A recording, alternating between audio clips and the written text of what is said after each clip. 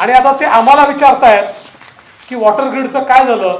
आम्ही तर वॉटर ग्रीडचा प्रस्ताव केंद्र सरकारकडे दाखल केला आहे आणि त्यांना विनंती केली आहे की हर घर जल योजनेमध्ये हा वॉटर ग्रीडचा प्रस्ताव समावेश करा आणि त्याचा पाठपुरावा देखील आमचा चाललेला आहे. आपण जर बघितलं तर पेपर फुटीच्या संदर्भात ते बोलतायत.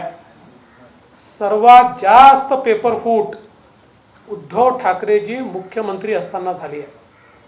जवळजवळ सगळ्याच परीक्षांमध्ये टीईटी म्हणजे परीक्षांची नावं घ्या आणि कशा प्रकारची झाली हे आपण सगळ्यांनी बघितलेलं आहे आणि ते आम्हाला प्रश्न विचारतायत. पण निश्चितपणे त्या संदर्भात आम्ही इतक्या मोठ्या प्रमाणात परीक्षा घेतल्या त्याचा सगळा रिपोर्ट कार्ड या अधिवेशनामध्ये निश्चितपणे आम्ही त्या ठिकाणी मांडणार आहोत. त्याच्यात ते गुंतवणूकदारांनी महाराष्ट्राकडे पाठ फिरवल्याचं सांगतायत.